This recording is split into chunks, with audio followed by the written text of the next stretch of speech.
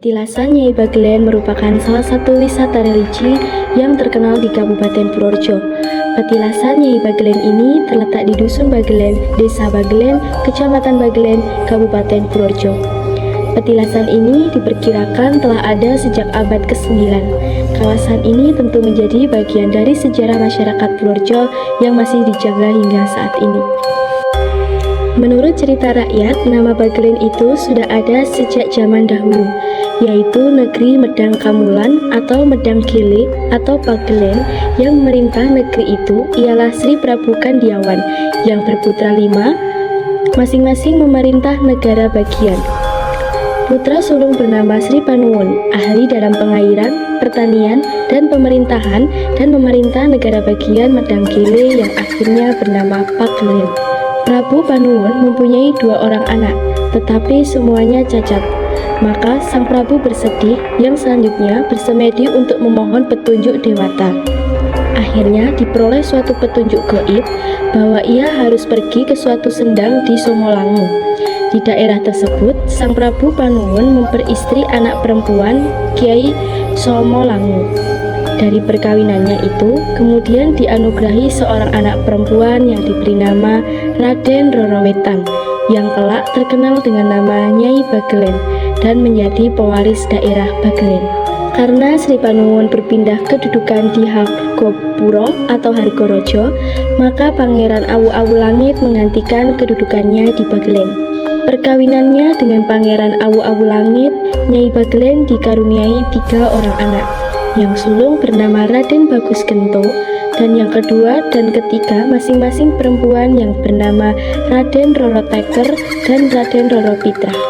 Pada suatu hari Selasa Wage, ketika Nyai Bagelen sedang merenung dan anak-anaknya asyik bermain-main tidak jauh dari ia bekerja, tiba-tiba Nyai Bagelen alangkah terkejut karena bukan putranya yang sedang menyusu, melainkan seekor anak lembu.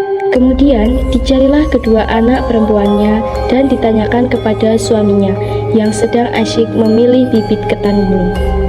Karena jawaban dari suaminya kurang mengenakan, maka dengan alat tenunnya didorongnya lumbung padi dan kedelai sehingga isinya berhamburan. Lumbung padi itu terlempar jauh dan tersangkut di pohon beringin di desa Krendetan, dan yang sebuah lagi jatuh di desa Penatak, Sumorejo. Namun bukan main terkejutnya Nyai Bagelen ketika dilihat kedua anak perempuannya berbaring pada bekas lumbung dalam keadaan telah meninggal. Terjadilah pertengkaran antara suami istri, dan suaminya Pangeran Awu-Awu Langit memutuskan pulang ke daerah asalnya dan kemudian meninggal di desa Awu-Awu.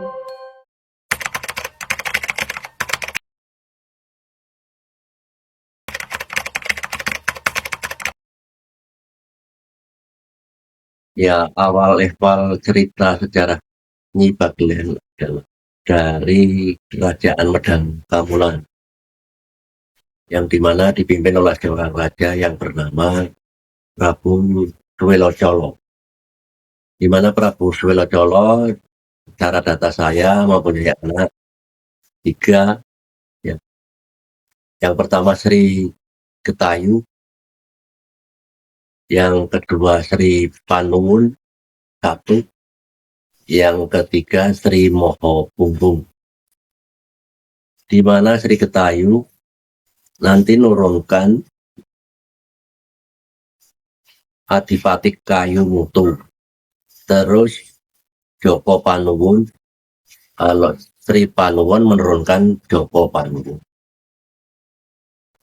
Sri Moho Punggung nanti nurunkan Prabu Joko Tengkoro. Di mana Adipati Kayu Mutu mempunyai anak namanya Joko Permono. Joko Permono itu adalah suami Nyi Ageng. Sementara kalau Sri Panuwun, Joko Panuwun menurunkan Nyi Bagelen. Joko Tengkoro nanti menurunkan ke Pajajaran dan Pahit, Yogyakarta. Sementara untuk kisahnya Nyi Bagelen itu sendiri atas pernikahannya dengan Ki Bagelen Raja Joko Permono memberikan anak 3. Yang pertama laki-laki, yang kedua ketiga perempuan. Di mana yang kedua anak perempuannya belia seto atau meninggal di desa karena tertimbun kedelai hitam pada hari Selasa Wage. Jadi naasnya di Bagelen itu adalah Selasa Wage.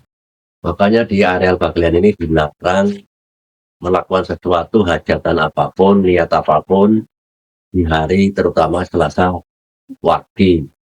Akan tetapi untuk masyarakat Bagelen itu sendiri bukan hanya Selasa Wage yang menjadi pantangan, tapi setiap hari pasaran Wage. Kemudian yang meneruskan keturunan Ki Bagelen adalah anak pertamanya yang bernama Ki Bagus Gendro, yang mana nanti menurunkan ada Dewi Rengganis, menurunkan istrinya Ki Cokrojoyo atau Sunan Geseng. Sementara untuk rutinitas atau hobinya Ki Bagelen itu sendiri adalah menenun. Cara cerita orang Jawa, orang daerah Bagelen menenun kain. Secara nyata menenun kain, tapi secara singkat kan bisa menenun hati ya. Dan beliau mempunyai cakap payudara yang panjang. Maka setiap beliau menenun itu payudaranya ditampilkan ke lagunya. Lagi beliau menenun, lewatlah seorang sakti mengambilnya dan mempeng ya. Diperkirakan kira anak-anaknya yang itu ternyata setelah ditoleh belakang adalah orang anak sakti. Maka di daerah Bagelen ini juga di tantangan orang memelihara karena sakti. Hingga sekarang pun belum ada yang berani ternak sakti.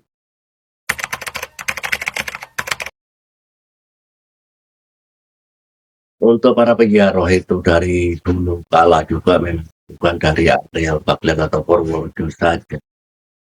Kalau waktu tahun-tahun 60-an itu diramaikan dari daerah istimewa Yogyakarta, dari Banyumas, bahkan di Palembang, Lampung, karena saudara-saudara kita banyak yang merantau di Palembang atau Lampung, bahkan Medan. Cuman saat sekarang ini kemarin juga dari Papua, yang kadang-kala ada juga yang dari Malaysia atau Brunei dan Darussalam.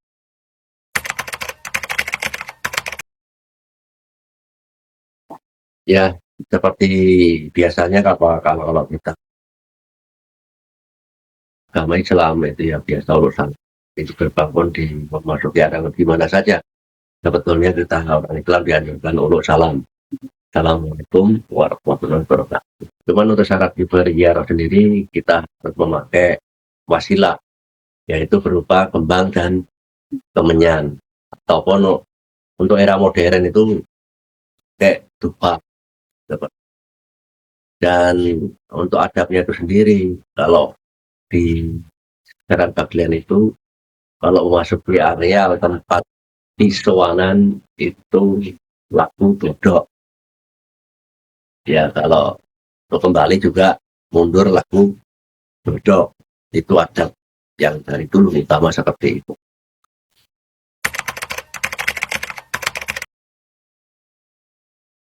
Ya, untuk peninggalan Nyi Bagelen itu sendiri sampai sekarang ya tidak banyak, hanya wujudnya berbentuk batu. Atau ada yang mengatakan yoni, ada yang mengatakan stupa, teman dari cagar budaya atau dari Prambanan, jadi mengatakan yoni. Jadi bisa dilihat semua ada di belakang. Yoni itu berjumlah ada 10. Cuman yang satu di tengah-tengah di pusaranya, yang ke-9 mengelilingi. Ya, karena yang mengelilingi adalah namanya dengan formasi.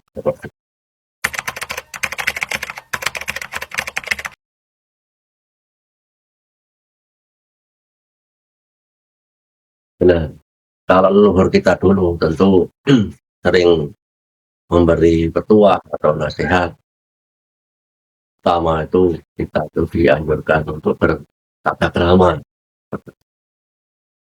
Mungkin sebagai masyarakat Jawa itu sudah mengetahui, ya salah satunya lagu Dodol, seperti itu kebudayaan orang Jawa. Sa, Asuk, Bibit, Bobot, Bibit, seperti itu. Makanya lebih menghargai yang lebih tua. Cuman kalau sebagai Nyi Ratu itu ya bijaksana, dan beliau mempunyai kekuatan juga kami bijaksana. Karena kalau hanya mempunyai kebijaksanaan tanpa mempunyai kekuatan juga tidak akan bisa memimpin. Tapi jika hanya mempunyai kekuatan, tidak mempunyai kebijaksanaan, tentu akan mengalami kehancuran karena sewenang-wenang. Hendaknya seorang pemimpin siapa saja harus mempunyai kekuatan dan kebijaksanaan. Nah, kekuatan akan dipimpin oleh kebijaksanaan. Jadi tidak antara murko, serakah, seperti itu. Kan kita lihat era sekarang kan banyak orang antara murko dan serakah, seperti itu.